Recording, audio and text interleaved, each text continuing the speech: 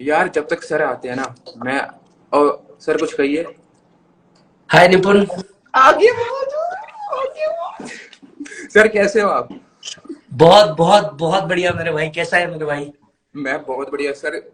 सबसे पहले thank you, आपने टाइम निकाला और आप हमारे साथ लाइव आए हो सर। फुल रिस्पेक्ट मालिक। और सर मैंने कुछ लिखा था। मैंने सोचा हम्म। पहले मैं आपको सुनाऊंगा, फिर हम शुरू करेंगे सेशन को, ठीक है सर। दो लाइनें सीए के बच्चों पर ही लिखी है मैंने, ठीक है सर। तो दो लाइन ये है कि कामयाबी का कुछ इस कदर दौर हो गया, हम्म। कामयाबी का कुछ इस कदर दौर हो गया, सीए क्या बना वो छोटे मोहल्ले वाला, पूरे शहर में शोर हो गया। क्या बात, क्या बात। सर बढ़िया बहुत थी ना? बढ़िया, बहुत बढ़िया। बाकी सर मैं जनरल बताऊं, आपकी ना जो मैं वीडियोस होती है ना, जो अलग से आप वीडियोस बनाते हो मोटिवेशन वाली, मुझे लगता है कि पूरे सीए फैकल्टी में आप इकलौते हो जो बहुत ही अच्छी बनाते हो। बाकी फैकल्टी बनाते हैं, मैं उनकी आई रिस्पेक्ट देम, लेकिन आपकी ना अलग लेवल की होती है। और आप ये भी देख लीजिए, दिल देख लीजिए सर, दिल देखिए सर, ये दिल जो आपको इतने सारे मिल रहे हैं। बच्चों का बहुत बहुत सारा प्यार है यार, बाकी तो क्या ही कहे। हाँ मतलब जी, मैं भी, सिंस आपने भी शायरी से शुरू किया है तो मैं भी इसे इसी तरीके से आगाज बिल्कुल। करना चाहूंगा। लाइफ एक जर्नी है, बहुत बड़ी जर्नी है। और सिंस आपने कहा एक छोटे से मोहल्ले से बड़े वाला, तो उसी से कुछ जोड़ना चाहूंगा कि हर उम्र में होते हैं शौक जुदा जुदा। हर उम्र में होते हैं शौक जुदा जुदा। पहले खिलौने, फिर माशूका, फिर रुतबा और फिर खुदा खुदा। क्या बात है सर, सर आपने खुद लिखी है क्या? नहीं, मैंने खुद नहीं लिखी, बट मैंने कहीं पढ़ा था और बस दिमाग में छप गई। तो काफी अच्छी थी सर। आप कुछ शायर भी हो क्या पार्ट टाइम? क्या मैम को आप अपनी शायरी से मुझे इम्प्रेस बहुत, करते रहते हो? नहीं उसको तो नहीं, बट हाँ ये जो मोटिवेशन वाली शायरी होती है जो अपने आप को अपने आप को या किसी और को ये करने के लिए होती है, उसमें बहुत ज्यादा एंगेज होता हूँ हर बार। और मजा आता है इस चीज को तो करने में। ये बढ़िया सर। अच्छा सर, ये क्या हमारा सेशन मैम देख रही है? मतलब अगर मैं कुछ क्वेश्चन पुट करूँ आई आपसे। गेस, आई गेस वो देख रही होगी। मैं मेरे लाइब्रेरी वाले सेशन में बैठा हुआ हूँ, और मैडम जो है वो रूम में है, तो आई गेस, या तो और कुछ नहीं, बाद में तो देख ही लेगी। तो मैं अब थोड़ा ना फिल्टर करके पूछूंगा आपसे सवाल जो आप अच्छा सर, तो शुरू करते हैं तो शुरुआत से कि पहले मुझे सर आप ये बताइए, जैसे मुझे आप लगते हो थोड़े नटखट से, मतलब आप थोड़े से लगते हो मुझे कूल माइंडेड, तो सर क्या, लेट मी गेस, आप स्कूल में बैक बेंचर रहे होगे मेरे अकॉर्डिंग। सर मैं तो बैक बेंचर ही रहा हूँ, क्योंकि आप बैक बेंचर होना अपने आप में एक पदवी है। एक्चुअली बैक बेंचर के किस्से नहीं, कांड होते हैं। बिल्कुल। तो अपने भी कांड है बस। तो सर कोई तो एक दो यस, कांड जो शेयर कर सको आप। मतलब एक बार कोशिश करी थी, मैथ्स की एक टीचर थी, मतलब यार, मतलब आप समझ रहे हो ना, वो पहला प्यार जो होता है वो टीचर ही होती है अपनी। ओहो और हो। हमारी मैथ्स की टीचर थी। हाँ, पहला प्यार टीचर ही होता है, तो अपनी जो थी वो मैथ्स वाली टीचर थी। इतना ब्यूटीफुल मैथ्स पढ़ाती थी, साला प्लस भी पढ़ाती थी, तो बहुत मजा आता था। ठीक है, अच्छा। इतनी प्यारी टीचर थी। तो एक बार कोशिश करी थी उसको, अपनी चाहत लिखने की कोशिश करी थी, लेकिन जब तक के दे पाता उस टीचर की शादी हो गई और उसके जगह पे आ गया एक खड़ूस सा टीचर। बाई गॉड, तब से लेके आज तक मैथ से कभी नहीं बनी फिर। तब से वो सर प्यार भी अधूरा रह गया होगा और मैथ भी अधूरी रह गई होगी आपकी। हाँ, मतलब तब से जो मैथ्स के साथ डिवीजन हुआ है, तब से आज तक के कभी मल्टीप्लीकेशन ही नहीं हुआ। चलो बढ़िया सर। अच्छा सर, फिर तो आपका ये बैक बेंचर से ये इंडिया के सबसे टफेस्ट कोर्स में आने का ये जर्नी कैसे रही सर? सीए में कैसे आए आप? वेल, लाइफ जर्नी बहुत ही अलग रही। मैं मारवाड़ी परिवार से बिलोंग करता हूँ, वेयर बिजनेस इज ब्लड। सो ये जर्नी एक्चुअली एक बुक सेलिंग से लेके बुक मेकिंग तक की है। वी हैड एन इंसॉल्वेंसी, और ये बहुत से लोग जानते हैं, इनफैक्ट जो स्टूडेंट मेरा रहा है वो जानता ही है। वी हैड एन इंसॉल्वेंसी जिसके कारण घर बार सब कुछ बेचना पड़ा था। And Bhandara is a place near Nagpur. तो वहां पे हनुमान मंदिर के नीचे I use to sell the books. Gita Press Gorakhpur की जो बुक्स आती है, तो मैं वो बेचा करता था, मैं उसके अंदर में एंगेज था। एंड मेरे जो बड़े भैया थे उनका किराना का काम था, किराना के शॉप में थे वो। और मैं जो था ये किताबें सेल करने के इसमें था। सो दिन भर यार भगवान की किताबें लेता कौन है। तो वहां पे कई सारी बुक्स पढ़ी रहती थी जिनमें मोटिवेशन वाली भी बुक्स होती थी। ये रजनीकांत सर ने ये किया, अमिताभ बच्चन सर ने ये किया, शाहरुख खान सर ने ये किया, मोटिवेशन वाली बुक्स भी होती थी उसके अंदर में। तो दिन भर बैठे बैठे सिर्फ ये पढ़ाई वाला मतलब पढ़ते रहना, और वहां से एक इंटरेस्ट डेवलप हो गया। देन मेरे मासा जी थे जो चार्टर्ड अकाउंटेंट थे, जो आज भी है, राइट। और वो सीए थे, और हमने उनको देखा था कि यार उन्होंने जीरो से लेकर के एक बहुत बड़ा एम्पायर खड़ा किया है हैदराबाद में। सो यार ऐसा लगा कि यार अपन ने भी कुछ करना है, क्योंकि मेरे जो दो बड़े भाई थे बिकॉज ऑफ इंसॉल्वेंसी वो नहीं पढ़ पाए थे।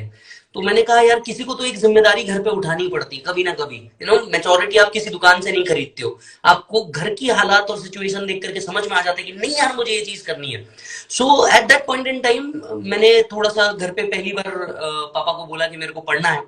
उस टाइम मेरे को मार पड़ी बिकॉज घर के हालात वैसे नहीं थे, अगर आप सुबह कमा रहे हो तो यू कैन सर्वाइव वाला सिचुएशन था। तो जब मैंने पापा को बोला पहली बार में बहुत मार पड़ी, दूसरी बार मुझे मेरे घर से भागना पड़ा। एंड मतलब एक्चुअली मैं झगड़ा करके ही भागा। और मैं मुझे बहुत अच्छे से याद है, it was 23rd of March। मैं भंडारा से निकला और मैं जलगांव चला गया पढ़ने के लिए। एंड देन इस चीज को कंप्लीट करा। वैसे मुझे बताते हुए बहुत प्राउड महसूस होता है।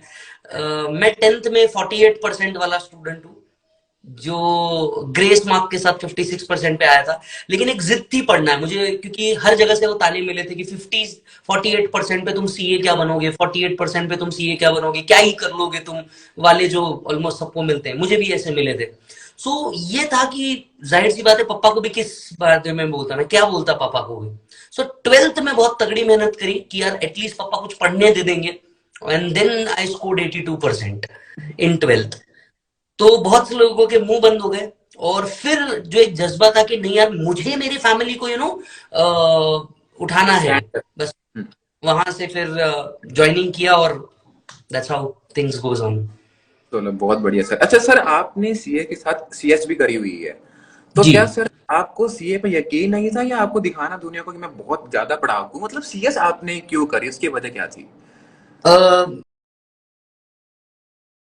सी ऐसा था कि परिवार में कोई पढ़ाई नहीं था, मतलब कभी पढ़ाई में कोई था ही नहीं। तो पहला रीजन ये था कि मैंने CA C S B com, B com बोल सकते हैं हम, बी कॉम। इनफैक्ट मैंने आईएएस प्रीलिम्स भी क्रैक किया। ओके। एंड हाँ, तो पॉइंट ये था कि एक बस वो एक सनक चढ़ गई थी कि बहुत सारी चीजें एक साथ करनी है। At the same point in time जब मैं ये कर रहा था, 9-10 की बात है, उस टाइम पे क्या होता था, उस टाइम पे द देन मल्टीपल डिग्रीज वाले जो ये होते थे, प्रोफेशनल होते थे, इनकी हायरिंग बहुत ज्यादा हो रही थी कंपनीज के अंदर में। ये 9-10 की बात है, उस टाइम का ट्रेंड था कि बहुत सारे जो फाइनल वाले बच्चे थे वो दोनों कोर्सेज को एक साथ करते थे, ताकि हायरिंग्स के लिए बहुत ज्यादा इजी टास्क मिल जाए। सो यू नो वहां से थॉट आया कि यार कुछ करना चाहिए। तो सीए के साथ साथ जो एक चीज बहुत कनेक्टेड थी वो थी सीएस, और लॉ में इंटरेस्ट था तो डेफिनेटली फिर वो सीएस कर लिया। देन सीए सीएस कंप्लीट करने के बाद I also came to Delhi for UPSC, जहां पे ओके। मैंने अपना आईएएस प्रीलिम्स भी दिया। ओके, तो सर आपने सीए बनने के बाद या सीए के बीच में ही दे दिया था ये नो आईएएस? नो नो, मैंने सीए बनने के बाद दिया, क्योंकि मुझे पहले एक सर्टेनिटी चाहिए थी कि यार मेरे पास एटलीस्ट कुछ तो हो, क्योंकि मुझे ये बहुत अच्छे से पता था। जब मैं भंडारा में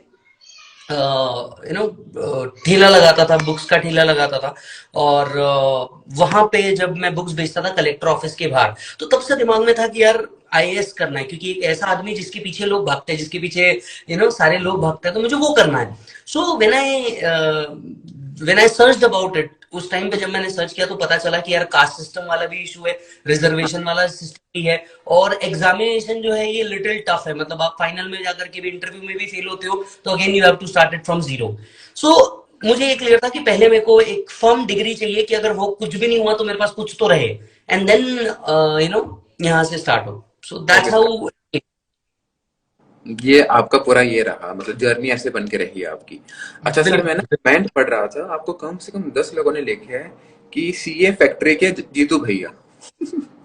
ये सर ये बहुत बड़ा कॉम्प्लीमेंट है, मैं जेन्युइन बता रहा हूँ, मैंने एक जगह नहीं पढ़ा, मैंने 10 लोगों के पढ़े हैं जीतू भैया। मतलब सर आपका जो इतना ओपन माइंडेड या कूल माइंडेड नेचर है, ये क्यों है? मतलब जैसे सर मैंने देखा है कि बाकी जो फैकल्टी है वो बस उनका काम से काम होता है, वो पढ़ाते हैं चले जाते हैं। तो सर आप इतनी लाइफ में क्यों इन्वॉल्व हो, तो ये अपनी लाइफ इतना मतलब आपका क्या वो रहता है कि पढ़ाई के साथ इनको मुझे ज्ञान भी देना है कि लाइफ के बारे में, या इतने कूल माइंडेड क्यों हो सर आप? निमन एक बहुत सिंपल सा पॉइंट है, एक थ्योरी के साथ चलता हूँ जो बहुत शुरुआत से है, इसलिए शायद बच्चों का इतना प्यार भी मिलता है। थ्योरी है, हर एक जन बोलता है यार study hard study hard study hard. मैं बोलता हूँ why hard, it can be joyful, you know. मतलब हर चीज को हार्ड ही करना जरूरी थोड़ी ना लाइफ में। बिल्कुल नॉट बिल्कुल। Everything can be joyfully. दूसरी बात क्या है, किताबों में जितना लिखा है आप अगर उतना पढ़ा दोगे तो मेरे हिसाब से इसका कोई वैल्यू नहीं है, क्योंकि मैंने ये चीज देखी है। I am also into practice. You know, real life के अंदर में क्या होता है, we compute, you know, books ऐसा सिखाती है, we compute the income and then we pay the tax. Where in the real life, आपको भी पता है, आर्टिकलशिप करी है तो एक्चुअली वी टैक्स से इनकम कंप्यूटेशन होता है इन रियल सही, लाइफ। उल्टा चल। मैं दोनों एंगल सिखाना जरूरी समझता हूँ। और अगर मेरे लेक्चर या बाकी चीजें भी देखोगे तो वहां पे दोनों एंगल दिखेंगे, सिर्फ एक एंगल नहीं दिखेगा। और I think this should be the way a teacher is, क्योंकि यार बच्चा 24 घंटे में से 8 घंटे सो रहा है और बचे हुए 10 घंटे वो एक टीचर के साथ है, सीएसीएस वाले। तो यार उसको जो कुछ सीखना है वो हमसे ही सीखना है, कौन सा कॉलेज है हमारा। बिल्कुल तो बिल्कुल। सभी चीज होनी चाहिए। सिर्फ सिर्फ किताबी ज्ञान हो जाए तो आई थिंक वो बोर हो जाएगा। और मैं तो नहीं हो सकता। मतलब मेरे को याद आता है एक बार मैंने सीरियस लेक्चर लिया था, और मतलब वो भी दर्शन खरे सर के बोलने पे, कि यार थोड़ा सीरियस पढ़ाया कर, ऐसा थोड़ी ना होता है ये। तो मजाक नहीं, मेरी जिंदगी का सबसे बकवास लेक्चर था वो। और ओके। उसके बाद मैंने डिसाइड कर लिया कि मैं सीरियस तो डेफिनेटली नहीं पढ़ाने वाला अब। कभी ऐसा सीरियस होकर के नहीं पढ़ाना है अपने को। फुल मस्ती के साथ पढ़ाएंगे। स्टडी जॉयफुली ज्यादा बेटर लगती है स्टडी हार्ड से। स्मार्ट बिल्कुल and joyful is something I should do. बिल्कुल सर। और सर आप प्लीज होना मत ही सीरियस, आप बिल्कुल अच्छे लगोगे भी नहीं। मतलब आपको इमेजिन कर ही नहीं पाऊंगा कि डीटी पढ़ा रहे हो, पढ़ा के चले जा रहे हो, ऐसे मत करना सर, ठीक है? अच्छा, तो सर आपका ये फैकल्टी में आना कैसे हुआ, मतलब अभी डीटी में आना कैसे हुआ? आपने सीएस कर लिया, आपने कहा कि आपको लो पसंद थी, तो ये डीटी में कैसे आए आप? एक्चुअली सिंस फाइनेंशियल सिचुएशंस तो डिफिकल्ट थी ही। और उस टाइम पे आई वाज सर्चिंग, क्योंकि जब मैं पुणे में था और दादी की डेथ के कारण यू नो नागपुर आना पड़ा था, तो मैं नहीं चाह रहा था कि मैं मेरे घर से भाग के निकला हूं तो मैं वापस से मेरे घर के ऊपर डिपेंडेंट हो जाऊं। तो उस टाइम पे the then I I visited to one of the teacher in Nagpur, Rupam Bardia. और एंड देन उन्होंने क्लास चालू थी, और एक टीचर थे जो उनके आ नहीं रहे थे। तो उन्होंने डायरेक्टली मुझे बोला सच में पढ़ा लोगे? मैंने बोला हाँ पढ़ा लूंगा। उन्होंने मेरे को डायरेक्ट क्लास में भेज दिया, जाओ जाकर के पढ़ाओ। एंड देन लॉ पढ़ाना चालू किया मैंने सबसे पहले, सीपीटी का। और 2 दिन जब मैंने पढ़ाया तो उनको बहुत अच्छा रिव्यू मिला। सेम जो टीचर लॉ पढ़ा था वही टैक्स भी पढ़ा रहे थे। तो उन्होंने बोला टैक्स भी पढ़ाओगे क्या? मैंने बोला मेरा फेवरेट सब्जेक्ट है, मैं क्यों नहीं पढ़ाऊंगा, मैं बिल्कुल पढ़ाऊंगा। एंड देन टैक्स के अंदर में एंट्री हो गई। Over the period of time मजा आने लग गया। मतलब ऐसा सब्जेक्ट जिसमें बार बार चेंजेस होते रहते हैं, मजा आने लग गया। तो दैट्स हाउ सब्जेक्ट डेवलप हो गया।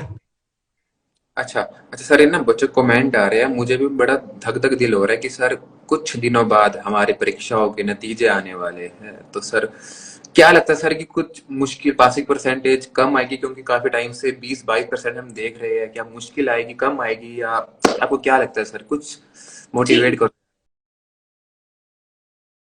ऑनेस्टली भाई मेरा फीलिंग ये बोलता है कि रिजल्ट परसेंटेज ज्यादा रहेगा। रीजन बीइंग मेरा ये दिल कहता है। खैर हमें पता है आंसर 3 प्रकार के होते हैं, राइट, रॉन्ग और आईसी है। तो आईसीए है तो खैर भगवान है, जो करेगा वो करेगा, खैर अलग है। बट मुझे पर्सनली लगता है कि इस बार रिजल्ट ज्यादा आएगा, बीइंग क्योंकि न्यू सिलेबस लॉन्च हो चुका है। न्यू सिलेबस के बारे में वैसे ही बहुत सारी क्यूरियोसिटी है।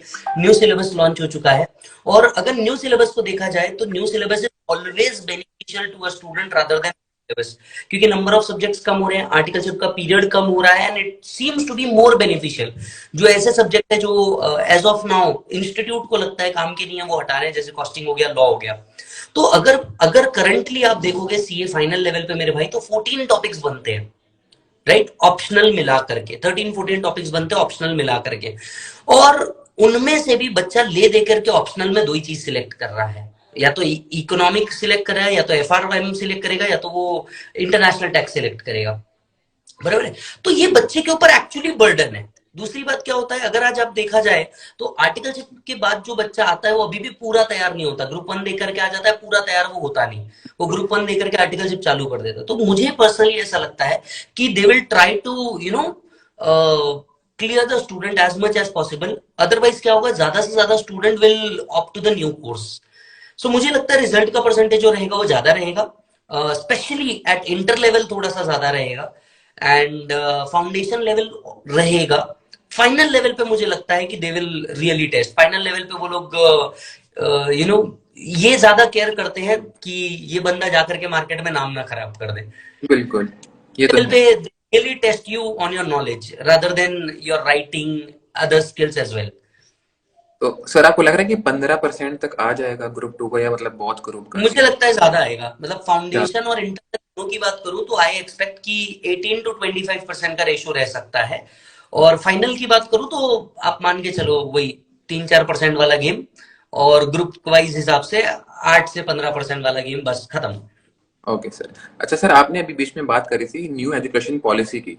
तो सर ये मैंने यूट्यूब पे देखा था, कई फैकल्टीज, मैं नाम नहीं लेना चाहूंगा, जो आई थिंक लॉ के और कॉस्टिंग के है, जिनको लग रहा है कि अब तो ये हटने वाले हैं। तो कोई कोई कह रहा है कि ये गलत है, कोई कोई कह रहा है ये बहुत अच्छा है, ये जो है पॉलिसी चेंज। सर आपको क्या लगता है कि ये सही है या गलत हो रहा है? सी हर एक का अपना एक ओपिनियन होता है। तो with due respect to the respective teachers, जिनका सब्जेक्ट जा रहा होगा या नहीं भी जा रहा होगा पर अपने थॉट्स है, मैं मेरा थॉट रखता हूँ। वो अपने थॉट्स के साथ खुश रहे, मैं मेरा थॉट रखता हूँ। मेरा थॉट ये है कि अगर हम देखें तो 2000 अराउंड 19 समथिंग से कॉस्ट ऑडिट के राइट्स हमसे छीन लिए गए हैं। मतलब chartered accountants can not do cost audit. So practically speaking final के अंदर में कॉस्टिंग रख के मुझे नहीं लगता कि कोई बहुत बड़ा सेंस बनता था। दूसरी बात, मैं प्रैक्टिस में भी हूं तो आई नो, अगर मेरे को कोई कॉस्टिंग का या कॉस्ट मैनेजमेंट का काम आता है, मैं सीधा सीधा उसको क्या करता हूँ, आउटसोर्स करता हूँ, राइट। ठीक उसी तरीके से मुझे कंपनी कंप्लायंसेस का काम आता है तो मैं सीधा सीधा उसको आउटसोर्स करता हूँ। वाइज अभी उन लोगों को भी कोई ऑडिट या टैक्स रिटर्न के काम आते हैं, वो हमें फॉरवर्ड करते हैं। तो जब हमारा वो फोर्टे ही नहीं है तो वो सब्जेक्ट रख के कोई लॉजिक मुझे नहीं लगता होना चाहिए था, राइट। दूसरी बात, अगर आप देखा जाए तो ओल्ड कॉस्टिंग और न्यू एएमए में बहुत बड़ा डिफरेंस है। Old costing was more of practical and AMA is more of theory. बिल्कुल। थ्योरी पढ़ के आप, मतलब मुझे पर्सनली लगता है थ्योरी पढ़ के अगर उसका एप्लीकेशन ही आप नहीं कर पा रहे हो तो फिर देयर इज नो यूज। दूसरी बात, बिल्कुल। अगर मैं कंपनी कंप्लायंसेस की बात करूं, दैट इज लॉ की भी अगर मैं बात करूं, तो लॉ के केस में भी सेम चीज हो रही है कि कंपनी रिलेटेड कंप्लायंस, आज कंप्लायंसेस इतने ज्यादा वास्ट हो गए हैं कि एक स्पेशलाइज्ड पर्सन अगर उसे करे तो ये ज्यादा बेटर है। ठीक। So I personally feel that कि yes it is a very good thing कि न्यू सिलेबस आ रहा है। So I personally support new education policy, even though group 1 group 2 ये वो फिर सब्जेक्ट के एडिशन डिलीशन क्या हो रहे हैं, ये लॉजिकल नहीं है। मतलब जिस तरीके से भी इंस्टीट्यूट कर दिया, it seems to be more good. दूसरी बात, अगर एक और सब्जेक्ट देखा जाए EIS, इंटर लेवल की अगर मैं बात करूं, मोटे मोटे तौर पे जिसने भी वो सब्जेक्ट पढ़ा है ना, मुझे पर्सनली लगता है परेशान रहा है, इंक्लूडिंग द टीचर भी परेशान रहा उस सिलेबस से। क्योंकि वहां पे जो चीज बताई जा रही है, मतलब कमॉन तुम उसको मॉनिटर और प्रिंटर सिखा रहे हो, वो बच्चा जेब में एंड्रॉइड लेकर के घूम रहा है। ही बिल्कुल। Is more known, he is more equipped with apps and other thing, और तुम उसको आज भी types of monitor and type of mouse सिखा रहे हो। सो बिल्कुल। टेक्निकली वो आउटडेटेड थी, कुछ जगह पे चीजें आउटडेटेड थी और कुछ जगह पे वो हमारे टास्क में ही नहीं है। तो इसे और कंपेलिंग बनाने के लिए जो पॉलिसी आ रही है, आई पर्सनली सपोर्ट इट। मुझे लगता है ये बहुत अच्छा है, राइट। बाकी इस पर्टिकुलर पॉइंट के ऊपर आप जितनी बहस कर लो कम है, क्योंकि हर एक का ओपिनियन अलग आएगा, और बिल्कुल। जिसका भी जो भी ओपिनियन है आई गेस वो उनके स्कोप ऑफ वर्क के हिसाब से सही होगा। ओके। कुछ आपको लोग भी, 2017 के अंदर में जीएसटी भी आया था तो लोग अरुण जेटली सर पे भी हंसे थे कि 1 लाख करोड़ रुपए का कलेक्शन कभी हो सकता है क्या। इन बिल्कुल। 2022 we are already witnessing it कि 1 लाख करोड़ के ऊपर का कलेक्शन हो रहा है। सो बिल्कुल। Everybody has its opinion, time बताएगा किसका क्या सही होता है। बिल्कुल सर, मतलब आप इसके मतलब उसमें हो, हक में हो मैं कि फेवर ऐसा करता अच्छा हूँ, है। आई फेवर इट, ओके। क्योंकि ये मेरे हिसाब से बहुत सही है। और बच्चों के एंगल से मैं देखा जाऊं तो बर्डन लिटरली कम होना चाहिए। राइट? बर्डन लिटरली कम होना चाहिए। अगर मैं डायरेक्ट टैक्स की भी बात करूं, तो आई पर्सनली फील इंटर लेवल और फाइनल लेवल पे कुछ टॉपिक ऐसे होने चाहिए जिनको लिटरली उड़ा देना चाहिए, नहीं पढ़ाना चाहिए। मैं एक छोटा सा एग्जांपल देता हूं। Salary is one such topic. हाँ। बहुत ह्यूज टॉपिक है, ठीक है निपुण, मतलब तूने भी काम किया होगा, आर्टिकलशिप की होगी, यू ऑल्सो नो इट। इतना वास्ट टॉपिक है। सैलरी पढ़, अलाउंस पढ़, रिटायरमेंट बेनिफिट पढ़, परक्विजिट्स पढ़, दुनिया भर का है। What we do in articleship, तू मेरे को बता भाई। सर कुछ इन इतने कैलकुलेशन आर्टिकलशिप में होते हैं? सर कुछ खास मतलब इतना बस डाला हुआ है कि बस पढ़ो बस पढ़ो, जीरो। इतना कुछ है, कुछ नहीं होता यूज। जीरो। फॉर्म बिल्कुल 16 आता है, फॉर्म 16 को उठाया जाता है, उसमें भी प्री फिल्ड रिटर्न आता है, आजकल तो वैसे ही फिल होकर के ऑटोमेटिक हाँ। खत्म हो जाता है। What is the use? आप उसको 25-30 पेज पढ़ा रहे हो, दुनिया भर के रूल पढ़ा रहे हो, और वो चीज वैसी ऑटोमेट हो चुकी है। निकालो ना इसको सिलेबस से बाहर। पीजीपी पे computation seems to be logical, capital gain, IFOS, HP seems to be more logical, but HP एक ऐसा टॉपिक है जिसका बेसिक्स पढ़ा करके काम कर सकते हो, मेरे को ऐसा लगता है। ठीक है। राइट? फिर इसके अलावा टनेज टैक्सेशन स्कीम जैसे टॉपिक हो हाँ। गए, ये एक्चुअली हट जाने चाहिए। कितनी कंपनीज ने उसको फॉलो कर ली होगी? हार्डली कोस्टल लाइंस की कुछ कंपनीज होंगी जो इस ऑप्शन को ऑप्ट कर रही होगी। आई इट सीम्स, मेरे को लगता है ये लॉजिकल नहीं है। राइट? वैसे इंटरनेशनल टैक्स के अगर मैं कुछ टॉपिक देखूं, तो आपको वियना कन्वेंशन पढ़ाया जा रहा है। हाँ वो तो आप सर। ओल्ड, वो नहीं, वियना कन्वेंशन आपको पढ़ाया जा रहा है। आपको गोल्डन रूल्स ऑफ जस्टिस पढ़ाए जा रहे हैं। आप जज हो? नहीं। ठीक है, ट्रिब्यूनल के ऊपर आपको अपील करने के राइट्स नहीं है। आप करोगे क्या इस चीज को समझ करके? Even though you will go to an advocate and ask for the interpretation and write up, सही कह रहे हो। रादर। तो मेरे को लगती है इस सिलेबस के अंदर में आ जाना चाहिए, वो ये है कि ड्राफ्टिंग स्किल्स, मेरे को लगता है चैप्टर्स में कहीं ना कहीं ऐड होना चाहिए, may be in multi disciplinary. क्योंकि ओके। आज ये होता है कि किसी बच्चे को ये बोल दिया जाए ना कि तुम एक राइट अप करो, एनी असेसमेंट सेंटर्स को तुम्हें एक राइट अप देना है, राइट अप करो, student won't be able to do it. सही कह रहे हो। तो सही तो मतलब आप प्रैक्टिकल आए, ये चीजें थोड़ी और प्रैक्टिकल हो जाए हमारे जो हो रही है हमारी एजुकेशन पॉलिसी। बिल्कुल। अच्छा सर, मैं देख रहा था कि बच्चों के ना कमेंट्स आ ही जा रहे हैं, वो ना क्वेश्चन पूछना चाहते हैं आपसे। हालांकि मेरे पास भी अभी पिटारे में क्वेश्चन काफी सारे पड़े हुए हैं, आपको मैं यही बिठा के रखूंगा। लेकिन सर अभी ना कुछ बच्चों के क्वेरी ले लेते हैं जो कमेंट आ रही है, ठीक है सर? Yes yes. चलो बच्चों ओके। प्लीज क्वेरीज को रेज कीजिए, आपको जो सही ओके। क्वेरी और प्लीज प्लीज। पढ़ाई की बातें ना करना कि टीडीएस बता दो, पीजीपी बता दो। अच्छी बातें करो, जो सर के बारे में आप जानना चाहते हो, पूछना चाहते हो, वो बताओ। मतलब सर पढ़ाई में बता देते होंगे यार, अभी मत करो पढ़ाई की बातें।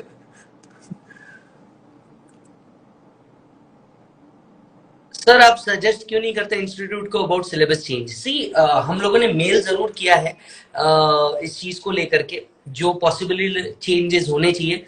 बट ये 1%, 10% या 100% का काम नहीं है। अगर आप इंस्टीट्यूट की प्रोसेस को जानते हैं, तो उन्हें कई इंस्टीट्यूट एंड अदर अथॉरिटीज के साथ भी डिस्कस करना पड़ता है। बट हाँ, मैं ये बता दूं, मैंने जरूर ये किया है। ओके।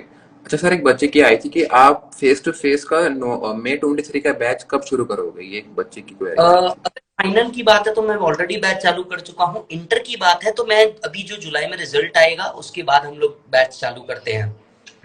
ओके। और कोई? न्यूज सबसे एप्लीकेबल होगा, ये एक सवाल है किसी बच्ची का।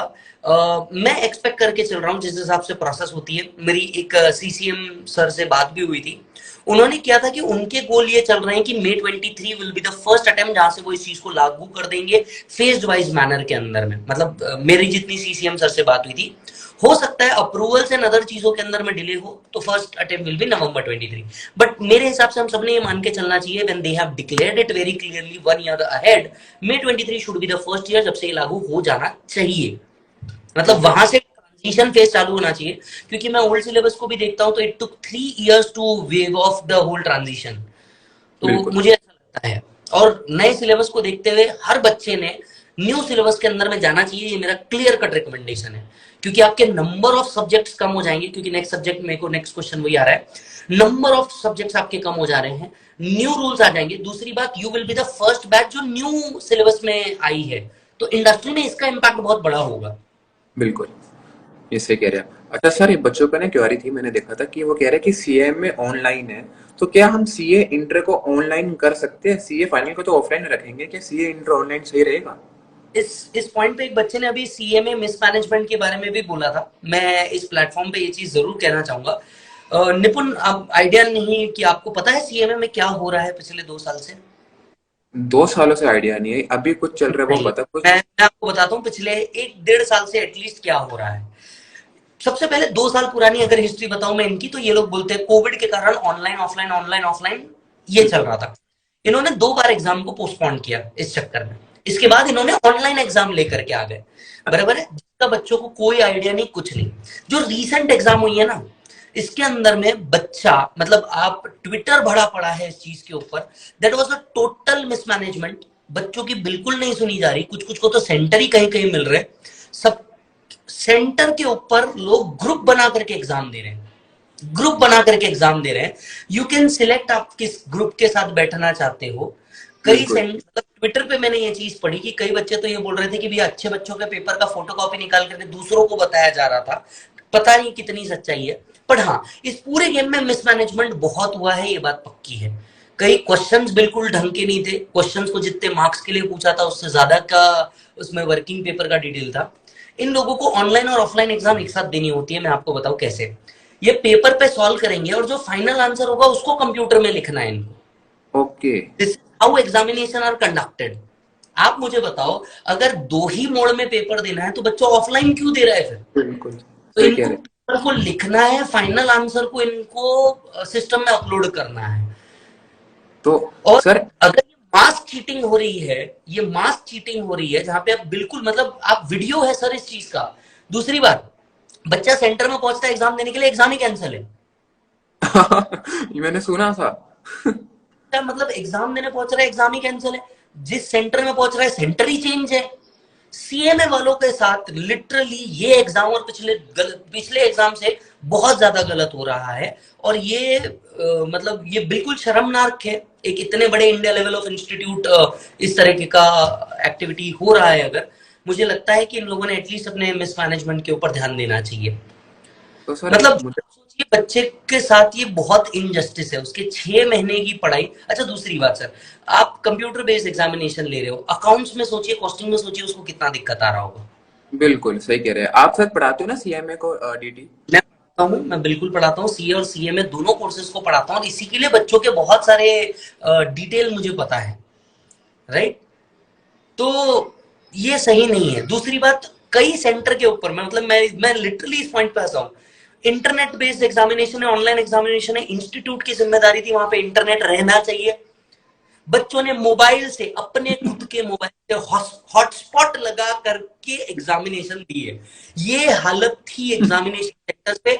मैं नहीं कह रहा हूं सर ट्विटर भरा पड़ा है, ट्विटर पे वीडियो भरे पड़े हैं, और आप हैशटैग सीएमए डाल करके देख लीजिए, हर बच्चे ने सिर्फ और सिर्फ गाली मारी। मेरे पास 2 से 3 ऐसे मैसेजेस भी है सर कि मैं इस कोर्स से शिफ्ट हो रहा हूँ, ये कोर्स ने मेरी जिंदगी बर्बाद कर दी। तो सर कैसे लग रहा है कि सर सब कहना नहीं चाहिए क्या, ये सीएमए का जो हो रहा है इससे कर कहीं ना कहीं सीए का फायदा नहीं हो रहा है कि हमारी वैल्यू और बढ़ती जा रही है कि यार। सर, सर एक बात देखिए, मैं इस चीज को थोड़ा अलग तरीके से लूंगा। आई डू नॉट अग्री कि किसका फायदा हो रहा है किसका नुकसान हो रहा है। सीएमए, सीएस, सीएस, ये तीनों कंपेरेबल कोर्स नहीं है। इन तीनों का वर्क और वर्क प्रोसेस बिल्कुल अलग अलग है। ठीक है, बहुत से लोग ये कंपेयर करते हैं, ये बड़ा है ये छोटा है, बिल्कुल गलत है। जो ऐसा सोचता है शायद उसको इंडस्ट्री के बारे में नॉलेज ही नहीं है, पहली बात। ठीक है। दूसरी बात, ये तीनों आप बोल सकते हो तीनों पिलर्स है एक इकोनॉमी को हैंडल करने के लिए। तो एक पिलर अगर नीचे जा रहा है तो मुझे नहीं लगता इससे कोई फायदा होने वाला है। क्योंकि बिल्कुल। अल्टीमेटली अगर देखा जाए बच्चों के एंड से, मे बी इंस्टीट्यूट का मनी वाइज फायदा हो रहा होगा। मुझे नहीं लगता अपना इंस्टीट्यूट इतना कमजोर है कि वो 2 5 6 हजार रुपए को एक बहुत बड़ा मॉनेटरी गेन मानता होगा। But I do not agree कि इसमें गेन या लॉस वाला मैटर है। इसमें एक लॉस सबसे बड़ा है, और वो है बच्चे के करियर का। लिटरली वो बच्चा बहुत परेशान है। बिल्कुल। तो सर क्या एडवाइस करते हो कि जो सीएमए में इस समय है वो सीए में शिफ्ट हो जाए, या वो क्या करे, मतलब जो इसमें फंसे हुए हैं बीच में? सर प्रैक्टिकली स्पीकिंग, सबसे पहले तो सीएमए इंस्टीट्यूट ने अपने इस लेवल ऑफ एग्जामिनेशन को सबसे पहली चीज, मतलब मांग करना चाहूंगा मैं कि ऑफलाइन एग्जाम लेकर के आए। पूरी दुनिया हर कोर्स ऑफलाइन एग्जाम ले रही है, आप क्यों ऑनलाइन लेने चाह रहे हैं? और अगर आप बोलते हैं कि हमें गो ग्लोबल जाना है, गो ग्लोबल इस तरीके से नहीं जाया जाता। ठीक है। बिल्कुल। तो मैं ये पहला सजेस्ट करना चाहूंगा, जो बच्चा उस कोर्स के अंदर में था उस कोर्स के अंदर में रहे। हाँ, सीए और सीएमए साथ साथ में हो सकता है। जैसे मैंने सीए सीएस किया है, तो आप क्यों ना साथ साथ में ये भी कर ले। लेवल ऑफ एग्जामिनेशन तो बिल्कुल वैसा ही है, जो 2-5 सब्जेक्ट अलग पढ़ने पड़ेंगे वो पढ़ने पड़ेंगे। तो सीएमए को छोड़ो मत, बट एटलीस्ट तुम साथ साथ में अगर सीए भी कर सकते हो तो डेफिनेटली यस, आपको करना चाहिए, साथ ओके, साथ में करो, छोड़ो मत। छोड़ो मत, मतलब ये आपका मेन पॉइंट है, छोड़ो मत। हाँ मतलब मल्टीपल चीजें हम वैसे ही परस्यू कर सकते हैं, करनी भी बिल्कुल, चाहिए, व्हाई बिल्कुल। नॉट। अरे सर, ये बच्चों क्यों लेते हैं, हमने तो बच्चों को बिल्कुल इग्नोर कर दिया था। उन बच्चों की इतने क्योरियस आ रही थी, मैं आपको देख रहा था, मैं भूल ही गया कि बच्चों के क्वेश्चंस पढ़ने से। और किसी का कोई क्वेश्चन सर?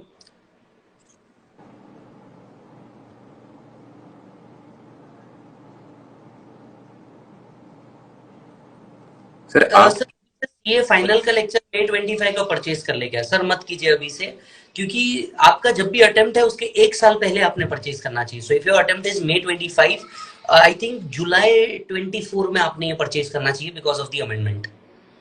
सर एक बच्चे का था कि सर इंटर में मेरा 3-4 अटेम्प्ट हो गया, तो अब मैं अब छोड़ू या अभी भी कंटिन्यू रखूं?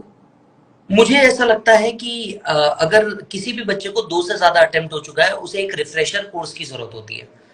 क्योंकि अगर आपको 2 अटेम्प्ट हो चुके हैं मतलब आपको क्लास लिए टेक्निकली 1.5 साल हो चुका होगा, 1 साल प्लस 6 महीना उसके प्रिपरेशन वाला। तो 1.5 साल के अंदर में बहुत सारी चीजें, क्वेश्चन एंड पैटर्न चेंज हो जाते हैं। अगर पॉसिबल है तो जिस सब्जेक्ट में अपने आप को एनालाइज करो, 1, 2 या 3 जो भी सब्जेक्ट के अंदर में आप आपको कम मार्क्स आ रहे होंगे, टेक अ फास्ट ट्रैक और रिफ्रेशर कोर्स और रिविजन कोर्स। यस, दूसरी बात, बुक चेंज करें, क्योंकि एक बार में हाईलाइट करने के बाद अपन वो पढ़ना भूल जाते हैं, तो रादर बुक चेंज करें, रिफ्रेश करें, और एक बार कोर्स रिफ्रेश करने के बाद अटेम्प्ट देने की कोशिश करें।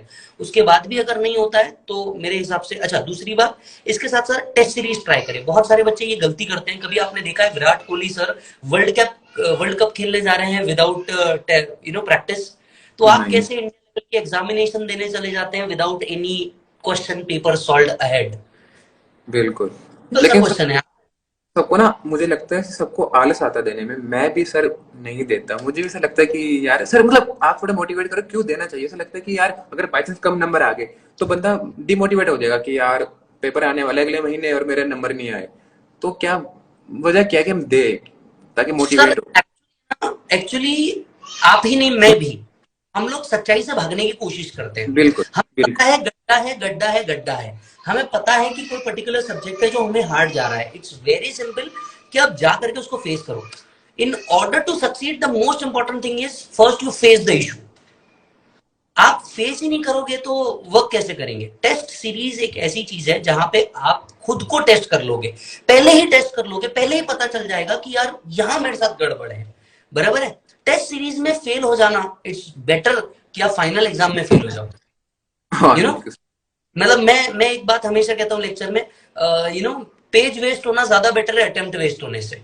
लिख के प्रैक्टिस कर लो, 100 बकी और 1 लिखी, एक बार लिख के प्रैक्टिस कर लोगे, खुद को समझ में आ जाएगा। 4 मार्क के लिए तुम 1.5 पेज लिख के आ रहे हो जिसका कोई सेंस ही नहीं है। सही कह समझ रहे में आया? तुम कॉन्फिडेंस से बाहर आते हो, भाई ने तेरे बहुत अच्छा किया, भाई तेरा जो बात आया भाई 5 मार्क लेकर के आएगा, पता चलता है यार तुम वहां पे आधा मार्क भी नहीं लेके आ रहे, लिखना कुछ था, तुमने लिख कुछ छोड़ दिया है। तो ये जो एटीट्यूड है ना, जो थारा भाई देख लेंगे जो हो जाएगा, आज गाड़ी तेरा भाई चलाएगा वाला एटीट्यूड, गलत।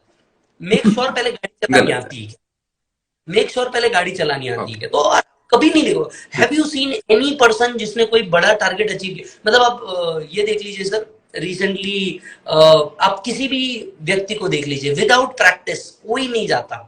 किसी भी बिल्कुल, व्यक्ति को आप देख लीजिए, आप क्यों विदाउट प्रैक्टिस जा रहे हो? और आप तो इंडिया की सबसे बड़ी एग्जामिनेशन को देने जा रहे हो ना मालिक, बिल्कुल, इंडिया की सबसे टफेस्ट एग्जामिनेशन, सबसे टफेस्ट जंग लड़ने जा रहे हो, और जंग अपने करियर की, और उसमें भी बिल्कुल, तुम खुद ही श्योर नहीं होते कि मैं कर पाऊंगा क्या? ये बिल्कुल सही, कैसा ये कैसा एटीट्यूड है यार अपने एग्जाम को लेके? आपको सही अगर कह। याद हो ना, हमें 10th 12th में बहुत अच्छे मार्क्स आए थे, इनफैक्ट हम सबको अगर देखा जाए तो। प्री बोर्ड की वजह से। क्यों आए थे? क्योंकि उसके पहले हमने 4 से 5 बार सेमेस्टर पैटर्न में सॉल्व कर, बिल्कुल, क्लास एग्जाम सॉल्व कर, सेमेस्टर पैटर्न सॉल्व कर, तो प्री बोर्ड हमारे देकर। वो चीज को करने से पहले हम ऑलरेडी प्रिपेयर्ड थे, माइंड था। वो बिल्कुल, वो कंसेप्ट ही खत्म हो गया फाउंडेशन से। एक ही चीज पे बार बार टेस्ट दो, मीडियम सिलेबस पे टेस्ट दो, फुल सिलेबस पे टेस्ट दो, वो कंसेप्ट ही खत्म। सेमेस्टर पैटर्न था तब ये चलता था। बिल्कुल, बिल्कुल। सर आप सही कह रहे हैं सर। तो मैं क्या कह रहा हूँ कि अब ना मैं आपको थोड़ी सीट बेल्ट टाइट बांध के रखता हूँ। अब मैं शुरू करूंगा सर आप पे रैपिड फायर राउंड। सर आपको मैं पुट करूंगा 10-12 क्वेश्चन और आपको एज सून एज पॉसिबल मुझे उनके आंसर देने हैं, इंस्टेंट देने हैं। 1 वर्ड या 2 वर्ड, ज्यादा एक्सप्लेन नहीं करना, फटाक आंसर, बात खत्म। ठीक है सर? तो पानी पुनी डन। पीना है? पानी पुनी पीना है? एंड अरे बोलो, अरे ऐसे तो बड़े देखता हूँ मैं। अच्छा सर, पहला क्वेश्चन ये है कि अगर विजय सर सीए सीएस ना होते तो इस समय क्या होते? IAS, district collector. Oh sir, ये बहुत अच्छा आपका वो था, काफी मोटिवेटेड आंसर था, अच्छा था। सर अगर सीए फाइनल में डीटी सब्जेक्ट ना होता तो आप क्या पढ़ाते? लॉ। लॉ पढ़ाते। एक अंडररेटेड सीए फैकल्टी जो आपको लगते है जो डिजर्व काफी ज्यादा करती है लेकिन वो इतना फेमस नहीं हो पा रही। मैं अंडररेटेड तो नहीं कहूंगा, बट मैं चाहता हूं कि उनको स्टूडेंट का प्यार ज्यादा मिले। जय चावला सर। ओके। मतलब मुझे लगता है कि उनको स्टूडेंट का प्यार और ज्यादा मिल सकता है। अंडररेटेड मैं नहीं कहूंगा, बट हाँ, उनको और प्यार मिल सकता है। ओके सर, आपको फैकल्टी बनने के बाद ज्यादा क्या मिला, एक बतानी एक चीज, फेम या वेल्थ? ऐसा मतलब दोनों नहीं बता सकते। दोनों मतलब, एक जो जो 51 मिला हो और 49 हो दूसरा, ऐसा कुछ? मुझे मतलब फेम ही मिला है। वेल्थ तो खैर बच्चों ने कैलकुलेटर पे कर ही लिया होगा। सही कह रहे हो सर, यही हमारा पहला काम है कि कितने कितने पढ़ाता है हमारी फैकल्टी, बच्चे इंटू में टूटी। नहीं, वो होता है ना, मतलब मेरी फीस इतनी, नंबर ऑफ स्टूडेंट इतने, तो हाँ, टीचर इतना, और ये तो वही एक तो बैच। कितना मार है और ये। वो कर करके किसी भी तरीके से वो ई लेके आएगा। मतलब उसमें ई लाना उसको मजा नहीं आएगा, ई लाए बगैर। सही में, और कहता भाई इतना इतना कुछ इतना छाप रहा है भाई साहब। ऐसे फिर करते हैं हम सारे। अच्छा सर, आपका फेवरेट शार्क टैंक जज आपने देखा होगा, आई एम श्योर सभी सीए बच्चों ने देखा, तो आपने भी मैं देखा होगा। पूरा तो नहीं देख पाया, पर मैंने जितना देखा उसमें से मुझे अश्नीर ज्यादा प्यारा लगा। सर वो तो, मतलब बातों बातों में और डिसीजन में Aman Gupta is more more better. Sir क्योंकि वो सीए है। नहीं, नो डाउट, नो डाउट वो सीए है। बातें करने में अश्नीर, मतलब किसी को अगर मुंह पे कुछ बोलना है, he is the right person. And सही बिजनेस डिसीजन लेना है तो आई पर्सनली फील अमन। सॉरी सर, वो मैं चार्ज में फोन लगा रहा था, जस्ट 1 सेकंड। हाँ जी। तो सर अगला क्वेश्चन ये है कि आपका सर फेवरेट वेब सीरीज कौन सी है? आप आई एम श्योर आप पक्का देखते होगे, आप थोड़े। ह्यूमन। ये अच्छा, वो जो उस पे हॉटस्टार स्पेशल्स पे आई थी, वो जो ह्यूमन पे, हाँ, वो मतलब वाली। मैंने ह्यूमन देखी है। इसके अलावा मैं एक और बताना चाहूंगा, मतलब ये सबको जानकारी के लिए बताना चाहूंगा, वो है जमतारा। मतलब जो ऑनलाइन फ्रॉड्स होते हैं वो किस तरीके से होते हैं, उस पर एक सीरीज है जमतारा। So okay. अगर इन अदर चीजों की बात करें, ह्यूमन, और एक एडिशनल मैं बताना चाहूँ तो Jamtara. That's the best. Okay sir, बहुत टफ क्वेश्चन है, रोहित शर्मा या विराट कोहली? मैं सर रोहित मेरे को नहीं समझता है। आपको कौन है? मुझे क्रिकेट नहीं समझता है। आप आप सर नहीं देखते क्रिकेट मतलब? नहीं नहीं सर, मुझे क्रिकेट बिल्कुल नहीं समझता है। मैं मतलब जबरदस्ती में खेलना पड़ता है, खेलना भी पड़ा तो स्वास्तिक के साथ। बट मुझे क्रिकेट नहीं समझता है। I I never see matches. Okay, तो सर क्या मतलब आपकी कौन सी स्पोर्ट एक्टिविटी जो आपको पसंद हो, क्रिकेट नहीं है मुझे तो? मतलब मुझे स्विमिंग करना अच्छा लगता है, मुझे साइकिलिंग करना अच्छा लगता है। और मतलब इन इन इन लोन टाइम मुझे बुक्स पढ़ना बहुत अच्छा लगता है। Okay sir, good. वो ज्यादा बेटर ये है। अच्छा सर, आपको वैसे बाइकों का शौक है, गाड़ियों का शौक है ज्यादा? मुझे कार। तो सर अपनी ड्रीम कार बताइए जो आपको लग रहा है यार इस उम्र तक ना ये पक्का ही ले लूंगा। Range rover. ओके, उसकी इवोक? रेंज रोवर का जो अभी न्यू एडिशन है इवोक का, वो मुझे बहुत पसंद है। वो उसमें भी मतलब बहुत फिक्स है। ब्लू कलर ही चाहिए, अंदर ब्राउन लेदर ही चाहिए, एकदम फिक्स है बिल्कुल। तो और सर लूंगा भी वही। बच्चों को प्यारा तो मिल जाएगा सर, पक्का रहेगा आपके पास, मिलेगी सर, फोटो दिखाना जरूर हाँ। अरे जरूर जरूर। अच्छा सर, आप ये बताइए सर, आपके सीए लाइफ के गुरु कौन है जिसको आप मानते हो कि ये इनसे ऊपर मैं कभी जा ही नहीं सकता, ये मेरे अल्टीमेट गुरु है? यार आई पर्सनली फील यू नो जिन्होंने मुझे ये राह दिखाई वो थे रूपम सर। और जिनको मैं मतलब ऐसा मानता हूँ कि ये बिल्कुल ये है, चीजों में बाप है, वो मेरे को लगता है विशाल भट्टर सर। विशाल भट्टर सर, वो सर काफी मतलब डब। नोट्स नोट्स बनाने का तरीका, इस टाइम पे भी उनका जो टाइम स्लॉग्स है, मतलब इतने देर बैठना, नोट्स को सोचना, क्रिएटिविटी के साथ सोचना, ये अलग बिल्कुल। अच्छा सर, वन वर्ड जो इस अटेम्प्ट में पास होंगे और वन वर्ड जो इस अटेम्प्ट में रह जाएंगे, कुछ मतलब, या वन या टू वर्ड या थ्री वर्ड्स जो पास होंगे और फेल होंगे। Battle still be there. Okay. आप पास हो गए तो भी बैटल इज स्टिल देयर, आप फेल हो गए तो बैटल इज स्टिल देयर। दोनों के लिए तो एक दे दिया। दोनों के लिए एक ही वर्ड आएगा, बैटल इज स्टिल देयर। मतलब ये हम भी जानते हैं, सीए करने के बाद भी आपको जंग उतनी ही बड़ी लड़नी है, क्योंकि जैसे आप द मोमेंट आप सीए कंप्लीट कर गए, वैसे ही जस्ट जस्ट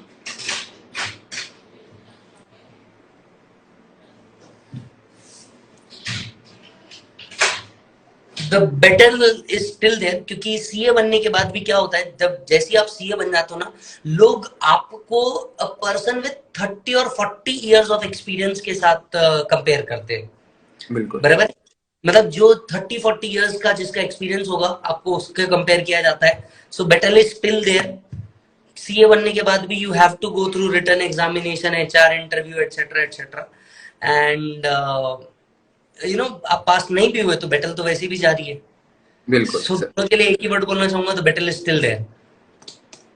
सर वैसे आपका, जो आप फैकल्टी हो, काफी लीडिंग फैकल्टी हो डीटी की, तो सर आपका कुछ ऐसा एम है कि यार यहाँ पहुंचने के बाद मैं विश्राम ले लूंगा, या आपको ये नहीं यार मुझे पढ़ाना तो मैं पढ़ाऊंगा ही बच्चों को, तो आपको कुछ एम है फैकल्टी को लेके कि इस लेवल तक पहुंच के शायद मैं विश्राम ले लूं या किसी और को ऊपर आने दूं, या आपको कुछ एम क्या फैकल्टी को लेके कि डीटी फैकल्टी में क्या लेना। वेल ऑनेस्टली, ऑनेस्टली इस चीज में मैं बहुत ज्यादा इंस्पायर्ड हूँ अब्दुल कलाम सर के साथ। मतलब उन्होंने जब अपना शरीर को भी त्यागा, वो उस टाइम भी किसी ना किसी को इंस्पायर कर रहे थे स्टेज पे। तो बिल्कुल। मैं भी उतना ही अपने आप को लकी मानूं, तब तक पढ़ाऊं, और शायद जाऊं भी तो बिल्कुल नहीं हंसते सर, हंसते ऐसा पढ़ाते पढ़ाते जाऊं, तो वो मेरे लिए, मेरे को ऐसा तो लगता है सही टाइम होगा। अदरवाइज तो मैंने कोई टाइम लिमिट कभी सोचा ही नहीं। ओके। तो सर ऐसे ना, आई एम सो सॉरी कि 50 मिनट्स हो चुके हैं और मैंने आपको आधा घंटा कहा था और आपको मैं बिठा के रखा हुआ है, और ऐसा लग रहा है अभी शुरू ही हुआ है सेशन, तो उसके लिए सॉरी, लेकिन हम जल्दी खत्म करने वाले हैं, 10 मिनट तक खत्म कर देते हैं सर, ठीक है। आपको भी यस काम, यस। आपके लेक्चर्स होंगे, तो मैं अपनी बातें पूछने से बेहतर जो इस समय स्टूडेंट्स हैं उनकी बातें पूछ लेते हैं, कि काफी क्वेरीज आ रही है आपको लेके, तो दोबारा हमने ओपन कर दिया है सेशन। अगर आप कुछ पूछना चाहते हैं सर से तो प्लीज प्लीज प्लीज जल्दी जल्दी लिखिए, हम देख रहे हैं। अमन किसी का फेवरेट हो वो अच्छी बात है, लेकिन इस समय विजय सर हमारे सामने, वो हमारे फेवरेट है, तो please Aman, you are a lucky guy man. Many says that there is no scope in taxation and articleship. क्या था आगे?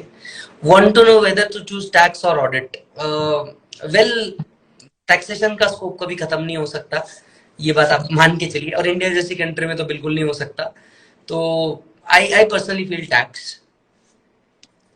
तो अच्छा सर, एक बच्चे का आया था कि जो ओल्ड सिलेबस वाले हैं वो ओल्ड सिलेबस में रहे, मतलब जब एजुकेशन पॉलिसी चेंज होगा, या न्यू सिलेबस में शिफ्ट हो जाए, तो क्या लगता है न्यू सर। सिलेबस में शिफ्ट हो जाना चाहिए।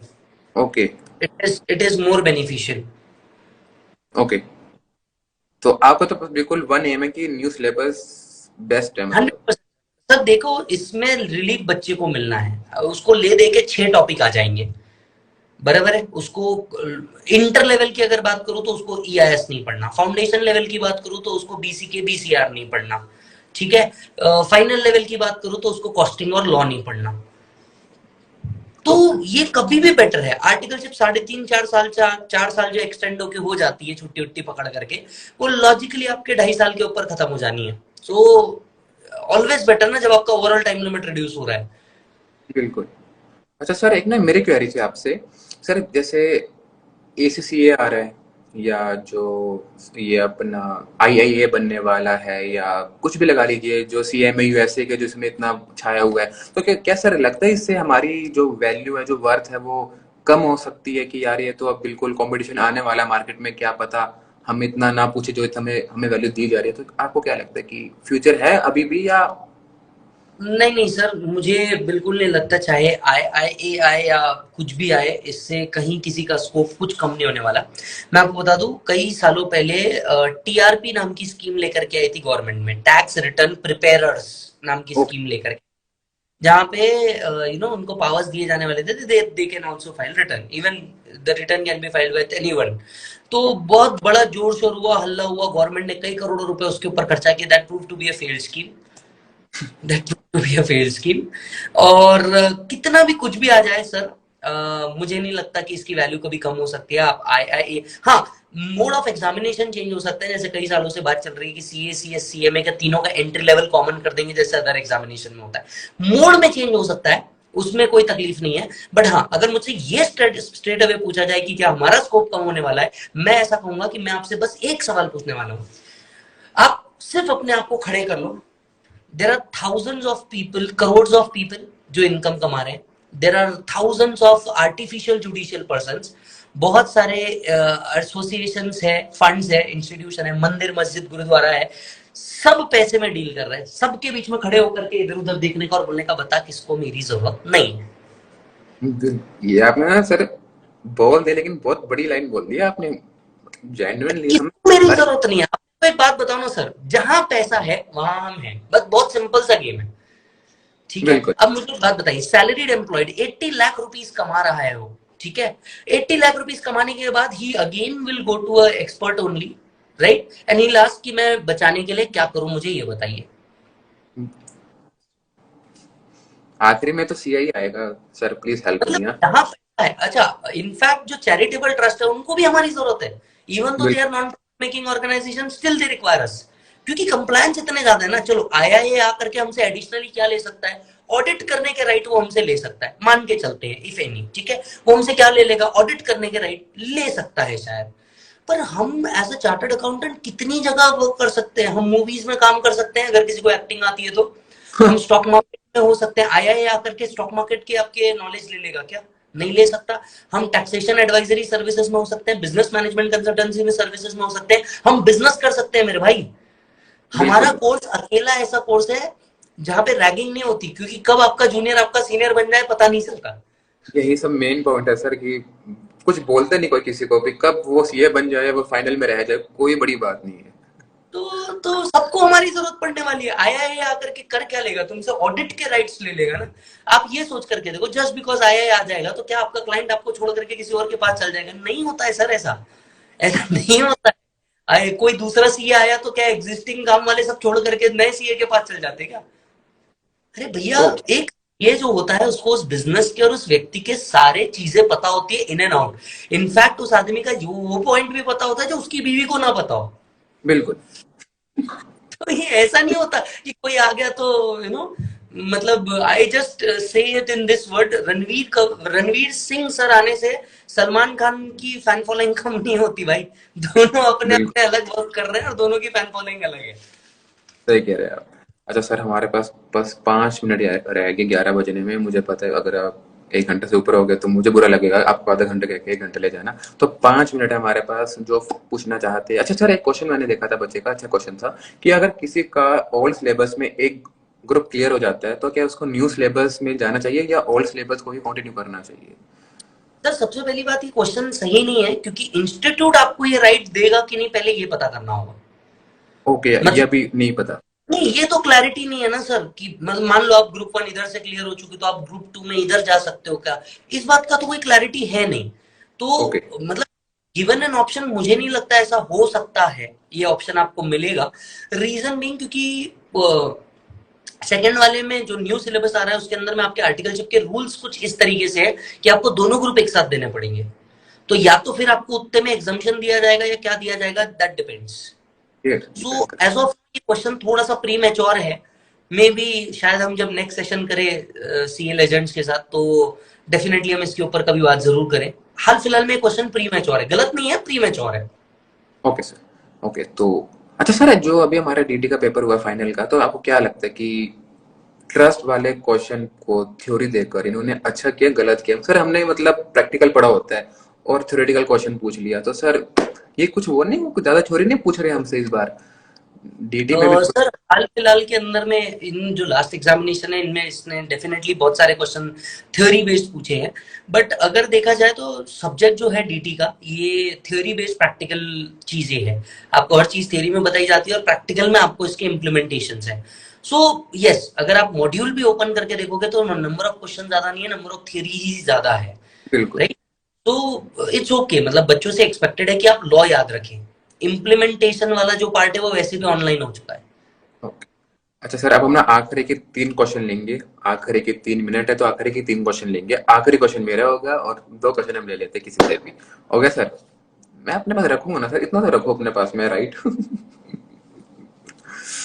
तो कोई 2 क्वेश्चन सर आपको जो अच्छे लगे वो हम देख लेंगे और हम 11 बजे इसको खत्म कर देंगे, ठीक है सर? आपको भी हमने लंबा समय तक बिठा लिया। सो सर अभी तक रजिस्ट्रेशन नहीं कराया, क्या रजिस्ट्रेशन करा ले? बिल्कुल करा लीजिए सर, आप लेट हो रहे हैं। एक तारीफ आपके लिए आई है निपुण भाई, आप बहुत हैंडसम दिख रहे हैं। ओके सर, अगला क्वेश्चन देखते हैं। नहीं सर, कोई फायदा नहीं इस चीज का जब तक। आर्टिकल के बीच में ओल्ड टू न्यू कर सकते हैं क्या? सी, आपको जितने भी क्वेश्चन है ओल्ड टू न्यू वाले, मेरे हिसाब से एक बार सिलेबस की क्लैरिटी आ दो। मेरे हिसाब से निपुण भाई और मैं फिर से एक बार लाइव आएंगे इस चीज के ऊपर वार्तालाप करने के लिए। हाल फिलहाल में क्वेश्चन प्री मैच्योर है। आज हमने कितनी भी बातें कर ली, ये सिर्फ रूमर बन के बाहर आ जाएगी, जो हम नहीं चाहते। बिल्कुल let sir. let the institute first speak about it and then we should talk about it. Sir अब आप लोगों आखिरी क्वेश्चन, यहाँ सिर्फ आखिरी क्वेश्चन होगा मेरा। जी, अभी आप पूछ लीजिए सर। पूछ लो सर। तो सर मुझे ना बिल्कुल। आपकी साफ समझ आ रहा है, इतने आपके फैंस कहो या आपकी फैमिली बोलो इसको मैं, तो सर मुझे ना आप अपने लाइफ, फैकल्टी लाइफ का कोई फैन मोमेंट बताओ जो आप कभी नहीं भूल सकते, कि यार ये तो अल्टीमेट था, ये मैं कभी नहीं भूल पाऊंगा। ये मोमेंट बता दो सर आप। सर ऐसा था कि मैं बताता हूँ। ऐसा था कि जब मैं पढ़ने के लिए आ रहा था तो मेरे घर से विरोध हुआ इस चीज का पढ़ने का। फिर हुआ ये कि एक दिन पापा और विवेक भैया जो मेरे बड़े भैया है, ये ट्रेन में आ रहे थे पुणे ही, बराबर है, और नागपुर से पुणे आ रहे थे मैं घर पे रुकने के लिए। एंड उसी टाइम में उसी ट्रेन के अंदर में सामने में ही एक पेरेंट्स और उनके एक बच्ची और उसकी एक फ्रेंड भी पुणे आ रही थी। तो बातें हुई होंगी, पता चला कि भैया सामने वाली के जो दो लड़कियां हैं वो सीए कर रही हैं, और सीए कर रही हैं तो पापा ने जस्ट बोल दिया मेरा बच्चा भी पढ़ाता है। तो लड़की ऐसे वो थर्ड थर्ड इस पे बैठी थी, ऊपर वाले सबसे सीट पे। तो ऐसे ही पूछे, बोले नाम क्या है आपके बच्चे का? तो उन्होंने बोला विजय सारडा। वो लड़की डायरेक्टली थर्ड इस पे से उठी, आप विजय सारडा के भाई हो? एंड वो डायरेक्ट नीचे आ गई। And my brother was shock कि ये चल क्या रहा है जीवन में। My dad was also shock, चल क्या रहा है? बोले सच्ची आप कसम खाओ। बोले कसम क्या खाना है, एक मिनट रुक। मेरे भाई ने लिटरली मेरा बनियान पे बैठा हुआ फोटो उसको दिखाया, यही है ना तुम्हारा टीचर? बोले बोले हाँ ये है। रुक बात कराता हूँ, बोले अभी। एंड अच्छा। उसने मेरे को बात कराया। वो जो एक खुशी थी उस बच्ची के चेहरे पे, that was a fan moment. और मेरे पापा के चेहरे पे जो प्राउड था, that was also fan moment, जिसको मैं ओ, नहीं भूल सकता। एंड बिल्कुल। उसके बाद से ऐसा हुआ कि जब भी मैं कोई पोस्ट डालता हूँ, इंक्लूडिंग ये जो सेशन है, ये मेरे पापा देख रहे हैं। ओके। नमस्ते अंकल। मेरे मेरे मेरे भाई के मोबाइल के ऊपर ये सेशन मेरे डैड देख रहे हैं एज ऑफ नाउ। तो ये जो चीज थी, ये दिन मुझे ऐसा लगा कि यार पैसा तो नहीं, बट ये चीज मैंने कमाई है। जब मेरे डैड ये कह दे कि यार मैं तुझ पे प्राउड हूं। और इसके बाद से ऐसा हुआ कि मेरा हर यूट्यूब के ऊपर आप जाके देखिए हरी सारडा, या हर फेसबुक के पोस्ट पे आपको हरी सारडा दिखेगा। उसमें उनने गणपति जी बहुत पसंद है उनको, तो प्रभु कृपा बरसती रहे या ऐसा वो एक कमेंट जरूर डाल के जाएंगे। So okay. मेरे सबसे बड़े वीडियो का क्रिटिक ही मेरे डैड है आज भी। मतलब मेरे को वो लिटरली बोलते हैं ये होना चाहिए, ये नहीं होना चाहिए। और वो जो एक फैन मोमेंट था, वो मेरे को लगता है यार सबसे वो बेस्ट था। कभी नहीं। अच्छा सर, ऐसे अब बच्चों को ना आ तो रही है क्वेरी, लेकिन आपको एक प्रॉमिस करना पड़ेगा कि अब हम अभी हम जा तो रहे हैं, लेकिन आप पक्का दोबारा हमारे साथ लाइव आओगे, तभी हम सर इसको सेशन को बंद करेंगे सर। जब भी आप लोग का प्यार मिलेगा मैं जरूर आऊंगा। निपुण भाई और मैं जरूर मिलेंगे, जरूर इस तरीके के प्यार और मोहब्बत एक दूसरे के साथ शेयर करेंगे। और ये जो लाइट टॉक से ये होती रहती है। वैसे निपुण भाई मैं आपको बता दूं, मैं हर संडे को लाइव सेशन करता हूँ बच्चों के साथ, हाँ जी। जहाँ पे बच्चों को ही मैं कनेक्ट करता हूँ इस तरीके से, क्योंकि वर्चुअली बच्चे बहुत दूर हो जाते हैं तो उनको भी बात करनी होती है अपने टीचर के साथ। तो इस तरीके का भी कुछ होता है, तो आप बिल्कुल स्टे कनेक्टेड, हम इस तरीके की चीजें जरूर जरूर जरूर करेंगे, आई प्रॉमिस। ओके सर, तो thank you so much sir यहाँ पे आने के लिए, अपना टाइम निकालने के लिए, एंड सर थैंक मोटिवेट करने के लिए। सर आपको देख के ना एक पॉजिटिव वाइब्स आती है कि यार ये बंदा है ना कुछ पॉजिटिविटी आएगी आएगी मन के अंदर और दिल में। तो thank you so much sir live आने के लिए। एंड सर आखिरी में सर एक कुछ कहना चाहेंगे सीए जो जिन बच्चों के आ रहे हैं या आने वाला है, नतीजा आने वाला है, या जिनके अभी पेपर आने वाला है कुछ? या रिजल्ट के बारे में तो नहीं, पर मैं एक चीज जो बहुत हर बार कहता हूँ, जो इनफैक्ट कई सारे इंस्टा पेजेस ने जिसको डाला भी है विद और विदाउट टैग्स मुझे, वो ये है कि पढ़ो तो हद कर दो वरना प्रोग्राम रद्द कर दो। सर आप ये ना बेंच मार्क है आपका, आपको टैग लाइन है ये। यस, मैं हमेशा बोलता हूँ, पढ़ो तो हद कर दो वरना प्रोग्राम रद्द कर दो। जो करना है दिल से करो, और डरना किसी के बाप से नहीं, खुद के भी बिल्कुल। नहीं। अंकल आप देख रहे हो ना? नहीं नहीं, मैं दे नो आई से दिस अपफ्रंट कि किसी से, you have your own life, you have your own goals, prove करके दिखा दो, तुम्हें किसी से डरने की जरूरत नहीं पड़ेगी। बिल्कुल, बिल्कुल। तो thank you so much sir आने के लिए live, and wish you all the best, and आप हमें विश करेंगे ऑल द बेस्ट। तो thank you so much sir. Yes, thank you so much everyone, thank you, bye bye. Okay sir, bye. Yes. Thank you guys रुकने के लिए, enjoy करने के लिए और इतना ज्यादा इंटरेक्ट रहने के लिए। तो सर अगर आप चाहते हैं कि अगर अब आपकी हम फेवरेट फैकल्टी को बुलाए तो प्लीज हमें डीएम करो। आपने ही डीएम करके हमें कहा था कि विजय सर को बुलाया जाए, हमने आपकी बात को मानी है। तो प्लीज अगर आप चाहते हो कोई फैकल्टी जो आपको लग रहा है कि यार इन फैकल्टी को हम चाहते हैं लाइव आए, तो हमें जरूर बताइए और उनको हम लाइव लाने की पूरी पूरी कोशिश करेंगे। Thank you sir, thank you to all of you, thank you live आने के लिए। 11 बजे भी ऑल 250 लोग बैठे हुए live. Thank you all, bye.